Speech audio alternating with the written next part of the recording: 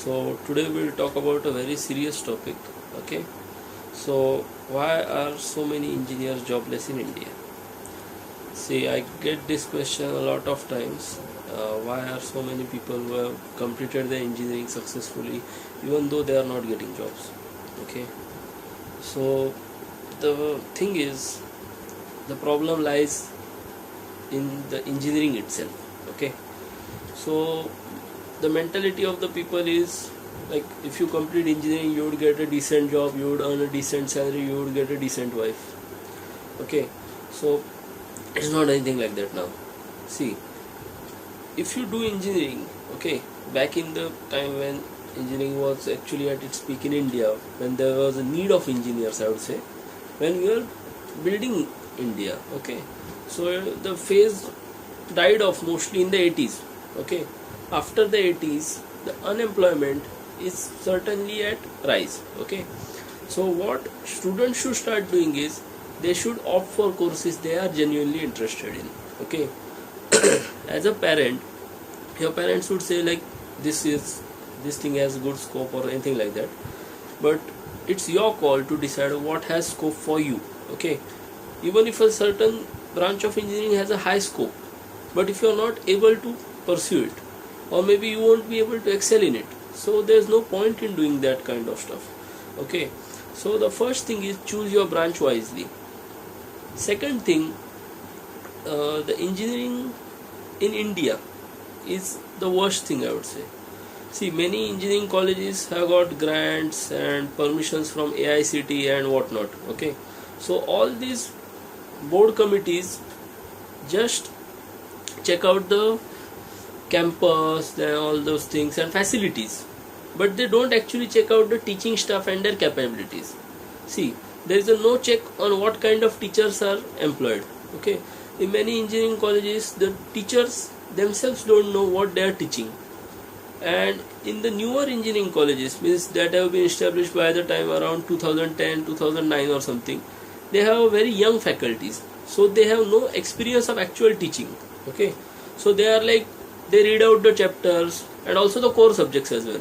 See, the most important thing is, even if your college does not have good faculties for last year or second last year of this engineering, you should have good faculties for the core subjects. Okay, core subjects I mean physics, chemistry and mathematics. Okay, these are the core subjects that you should, I won't say excel, but at least you should understand those subjects.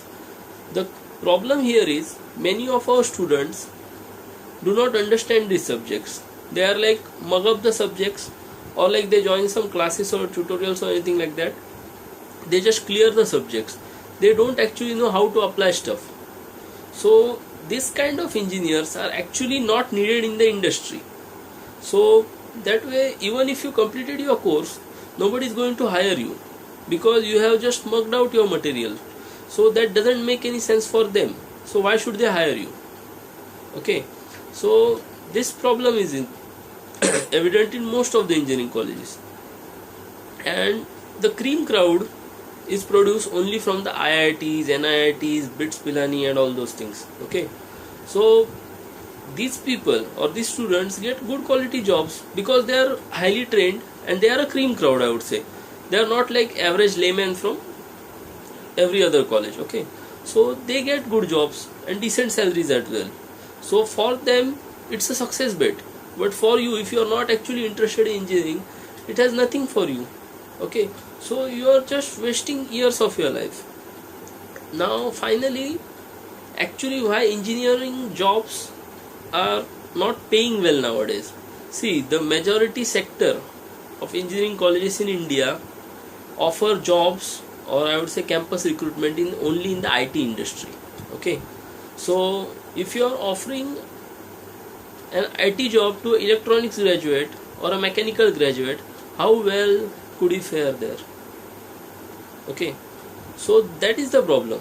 And apart from that, if you are giving them the jobs, okay, because you have to pay them less. Okay, so for that purpose, the deserving candidates, that is the com students, won't get that job, or the IT students won't get that job. So the opportunity is lost for both of them.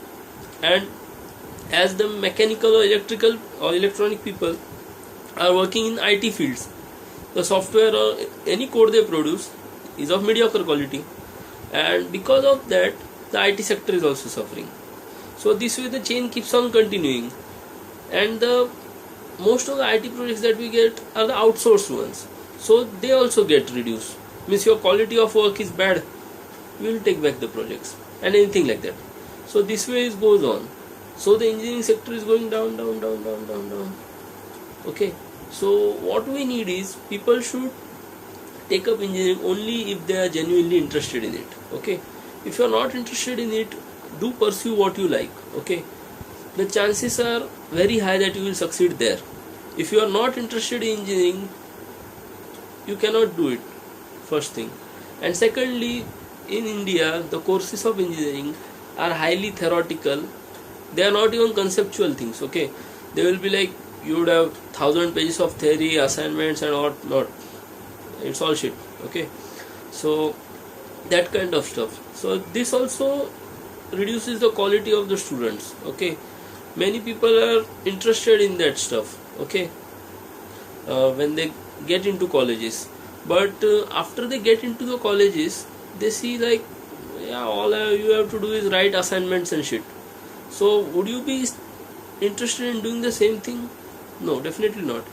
So that way students lose interest. It's not the problem with the course, it's the problem with the policy makers or who has designed the course. Okay, so they should make sure that the course is like 50% of material is something like theoretical part and half should be practical part, so that the students would enjoy the part as well. Okay, you cannot do the same thing in core subjects. Yeah, core subjects will be difficult, but yes, you can do it for the last year subjects and also the project.